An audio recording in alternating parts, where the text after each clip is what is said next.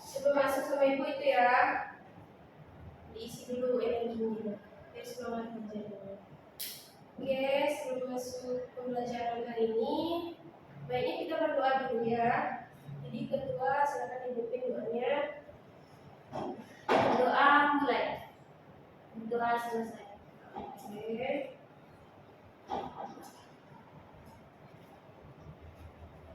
Baiklah. Di sini ibu akan mengambil absen terlebih dahulu dari nada sebelumnya. Aminul, ada Bu. Dia ada Bu. Hadir semua ya. Ya, Bu. Oke. Jadi hari ini tuh kita masuk materi baru ya. Sebelumnya kita sudah membahas materi tentang seni rupa 2 dimensi. Kalau sekarang kita bahas materi seni rupa 3 dimensi lagi. Baiklah, di sini terlebih dahulu Ibu akan menyampaikan apa KD, indikator, dan juga tujuan pembelajaran kita pada hari ini. Kompetensi dasar atau KD-nya yaitu menganalisis karya seni rupa berdasarkan jenis, tema, fungsi, dan nilai estetis. Nah, dari KD kemudian dikembangkan itu menjadi indikator ya. Yang diantaranya kita harus bisa menemukan jenis, tema, karya seni rupa 3 dimensi, mengelompokkan berbagai karya seni rupa 3 dimensi berdasarkan bahan dan juga fungsinya. Kemudian yang terakhir itu menemukan nilai estetis dari karya seni rupa 3 dimensi tadi. Oke, nah ini yang paling penting, tujuan pembelajaran. Jadi capaian pembelajaran kita pada hari ini itu adalah setelah mengikuti kegiatan pembelajaran, diharapkan nanti Anda semuanya dapat mengerti pembelajaran yang kita sampaikan hari ini dengan atau agar dapat memahami konsep dan prosedur berkarya seni rupa 3 dimensi bagaimana materi kita hari ini, dan kemudian nanti agar anda semuanya dapat mempraktikkan berkarya seni rupa 3 dimensi itu seperti apa. Oke, baiklah. Yang pertama kita masuk ke pengertian dulu ya, Anda biar lebih jelas nanti, jadi tidak ada keraguan ke materi selanjutnya. Di sini sebelumnya Anda sudah tahu belum apa pengertian seni rupa 3 dimensi? Sudah ada yang buka LKS-nya mungkin dari malam Anda? Belum ya? Oke. Jadi seni rupa 3 dimensi atau 3D ya, itu merupakan seni rupa yang dibatasi oleh 3 sisi, yaitu sisi panjang, sisi lebar, dan ada tingginya. Nah, di pelajaran sebelumnya kan kita belajar mengenai seni rupa 2 dimensi. Nah, kalau 2 dimensi itu Anda kan kemarin tuh hanya ada sisi panjang dan lebar. Nah, disitulah ya Anda semuanya ada perbedaan dari seni rupa 2 dimensi dan 3 dimensi. Nah, setelah itu masuk kita ke unsur-unsur yang ada di dalam seni rupa 3 dimensi. Adakah ada yang tahu apa saja unsur-unsur yang ada dari sebuah karya 3 dimensi? Nah, Ibu belum menjelaskan tadi. Nah, karya 3 dimensi itu contohnya itu seperti ada gelas, cangkir dari keramik, patung. Nah, itu 3 dimensi ya enggak? Oke, balik lagi ke unsur-unsur yang ada dalam seni rupa 3 dimensi. Nah, yang pertama itu tadi yang Ibu bilang itu mempunyai panjang, lebar, dan tinggi. Kemudian dia menempati ruang. Nah, yang terakhir tuh bisa dilihat dari segala sudut. Sedangkan kalau kita belajar yang 2 dimensi kemarin kan cuma bisa dilihat dari sisi depannya saja ya, dari samping. Nah, kalau ini tuh bisa kita lihat sekeliling full gitu ya. Oke. Nah, Anda ada yang tahu mengenai pembagian karya seni rupa 3 dimensi itu ada berapa? Dia ada 2 ya.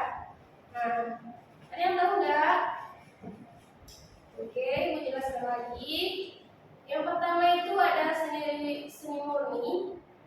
Nah, yang kedua itu ada seni terapan. Nah, kalau seni rupa murni itu sendiri merupakan karya seni yang tercipta bebas dengan fungsi, lebih mengutamakan keindahan dari fungsi pakainya. Nah, kalau sedangkan yang seni rupa terapan itu kebalikannya, di mana seni rupa terapan ini merupakan karya seni yang tidak hanya sebagai pajangan rumah saja, tetapi memiliki nilai guna, misalkan seperti gelas atau cangkir dari kayu tadi kan itu bisa dipakai. Nah, kalau sementara kayak seperti patung kecil atau warnanya bebas ya, itu kan hanya sebagai hiasan saja. Nah, Ibu akan melihatkan ya sekilas mengenai perbedaan dari seni rupa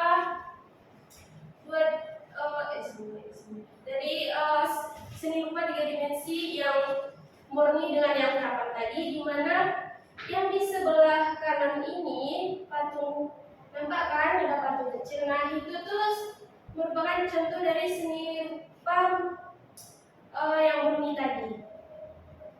Nah, sedangkan yang di sampingnya itu ada gelas dari keramik. Nah, itu yang dinamakan dengan yang terapan tadi.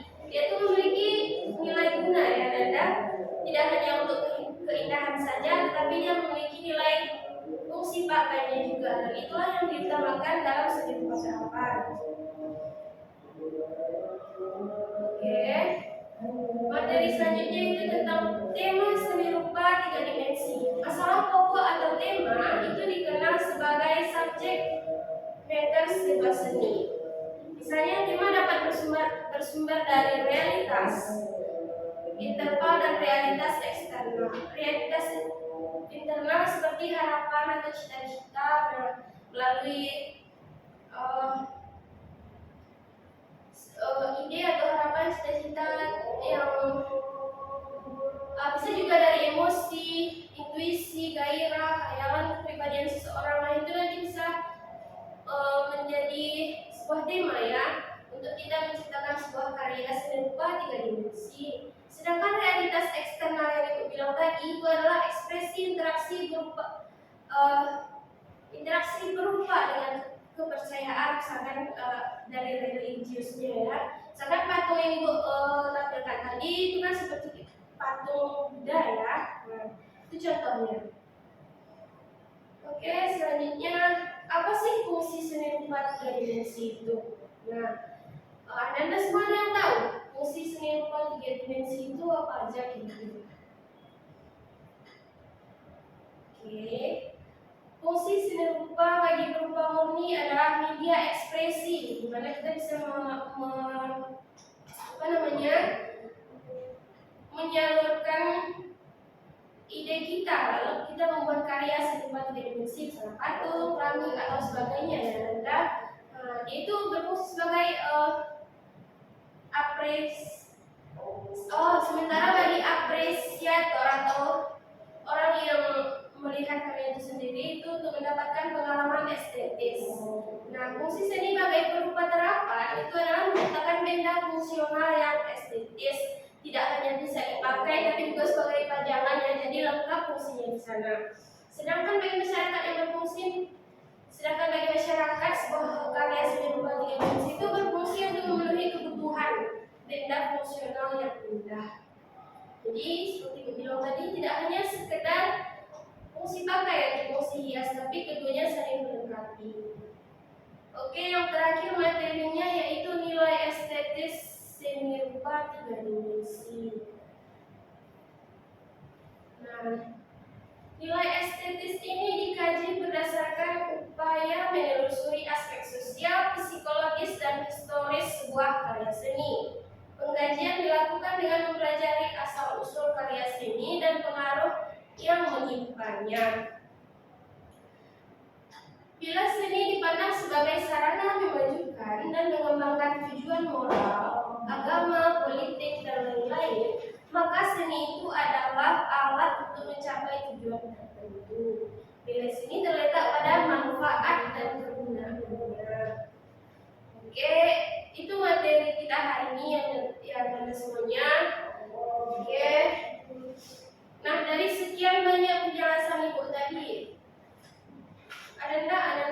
bisa menyimpulkan kira-kira apa yang Ibu sampaikan tadi mengenai pengertian dari seni rupa 3 dimensi, dari tema, fungsi, dan nilai estetis, bebas nada yang bagian mana? Oke, coba siapa yang bisa dengar? Siapa yang bisa dari Anda menyebutkan kembali apa yang sudah Ibu sampaikan tadi?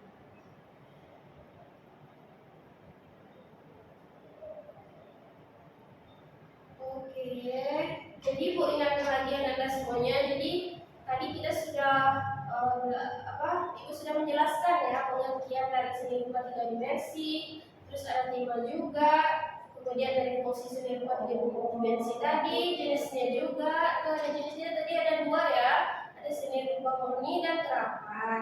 Nah yang terakhir barusan Ibu itu membahas mengenai nilai estetis dari sebuah karya seni rupa 3 dimensi. Nah, ada nggak kira-kira yang bisa menyimpulkan Anda pelajaran kita hari ini seperti yang sudah Ibu jelaskan tadi? Ayo Anda siapa yang bisa tunjuk tangan? Oke, Ibu akan menyimpulkan ya materi kita hari ini mengenai seni rupa 3 dimensi. Nah, seni rupa 3 dimensi itu tadi merupakan seni rupa yang dibatasi oleh 3 sisi tadi ya, yaitu sisi panjang, lebar, dan tinggi. Nah, dalam membuat karya seni rupa 3 dimensi ini juga tentu membutuhkan sebuah tema ya kan yang harus kita angkat, yang mendorong kita untuk menciptakan sebuah karya tadi. Nah, setelah itu, kemudian tadi juga ada fungsi ya, lahir fungsi dari apa yang kita ciptakan tadi. Nah, yang terakhir tadi menjelaskan mengenai nilai estetis. Jadi kita membuat karya bukan hanya sekedar membuat ya, tapi juga ada nilai estetisnya. Oke, Nanda. Untuk materi hari ini mungkin sekian dulu yang Ibu sampaikan. Semoga Anda semuanya paham dengan apa yang Ibu sampaikan dan mengerti. Jangan lupa di rumah nanti tuh Ibu akan memberikan tugas ya. Nanti Ibu berikan langsung di WA group saja. Jangan lupa untuk dipantau nanti ya. Ibu kirimkan di WA grupnya. Oke, Ibu rasa untuk pelajaran hari ini sekian dulu. Terima kasih untuk perhatian dari Anda semuanya. Ibu akhiri dengan Assalamualaikum warahmatullahi wabarakatuh. Waalaikumsalam.